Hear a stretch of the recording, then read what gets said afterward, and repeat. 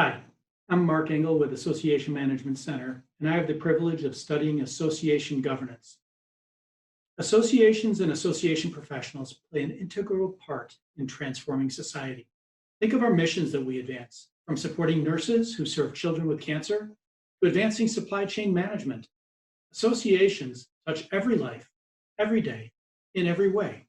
Our work is important. During these challenging times, we're humbled by the capacity of associations to lead and contribute to solving complex, significant problems for the greater good. What have we learned and what are we doing next is the context of these video segments, which we'll produce and distribute twice a week for the foreseeable future. We welcome your thoughts and comments by emailing us at boarddecisions@connect2amc.com. So during this time, we thank you for your patience and support, your wisdom and vision in this challenging pandemic times. Hello, I'm Mark Engel with Association Management Center. Today is April 7th, and we're here with Kimberly Pendo, a partner at Chicago Law Partners and a celebrated nonprofit lawyer in the association community. First of all, how are you and your family and colleagues holding up, Kimberly? Thank you, Mark. Well, thank goodness we're all holding up pretty well. We've pivoted to the work from home experience pretty seamlessly, and thank goodness everyone's doing all right. Thank you. Good. That's great to hear. So, as association leaders, we recognize three leading fiduciary responsibilities, including the duty of care, loyalty, and obedience.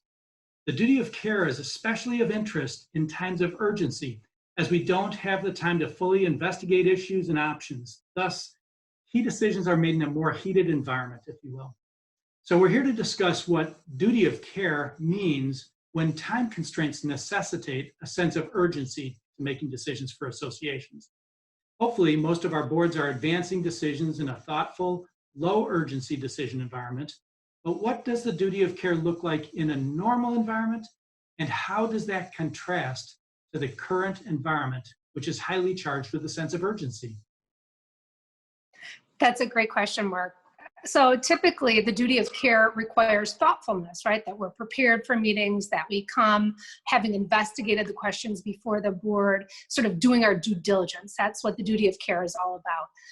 When we need advice of advisors, we seek that out, we study the issue, and we make an informed decision based on the information presented to us. Now, while the duty of care unfortunately doesn't change, or the legal responsibility doesn't change when we're faced in a situation like we are today with the need to make really urgent decisions, we do have to pivot, we have to adjust. So what does that look like? We still need to ask questions, we need to be responsive, we need to review our emails. Now, do we have the ability to put out an RFP from 10 different providers? No, we don't. But we can do the best that we can do. We can rely on our staff to investigate issues for us, to bring information back to the board, and we can still make sure to participate in that board meeting, that urgent board meeting that may be called in order to address the situation at hand. And that, who knows, things are changing hour by hour, and as long as we stay responsive and have all of the information, or as much information as we can gather, I think we'll be going a long way to meet that duty of care. It's interesting. You implied that there's more delegation to staff, for instance, in some of these responsibilities. What's it look like? Can the board delegate their duty of care to a smaller decision-making group, whether that's officers, for instance, or staff? What does that look like?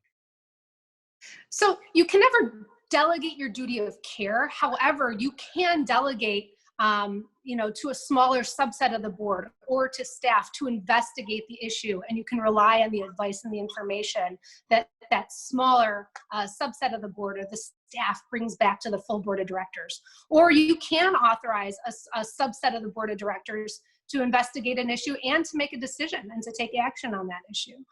So you're not delegating your duty of care, you're just trusting that they're going to fulfill out those duties for the board.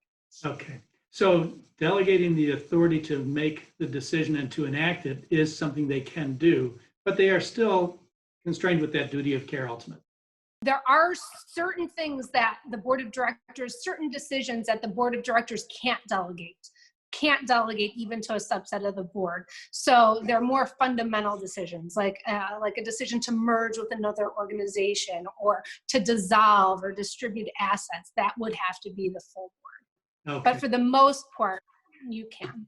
Okay, excellent. Okay, well, that's great clarifying that distinction. I really appreciate it. So, Kimberly, what's inspired you recently about the association community in this time of pandemic and urgency? You know, it's really incredible, all the amazing work that our clients and associations in general are doing. I mean, you know, helping the community is one thing, and that's always inspirational, but really just seeing how the association world has pivoted. I had a client say the other day to me, in the matter of 2 days, they went from being a CLE provider and an educator to being a communication organization, and really getting critical information out to their members that they need at this time. And so I think it's just really incredible to see all of that great work being done, and the ability to make those changes. Excellent, thank you.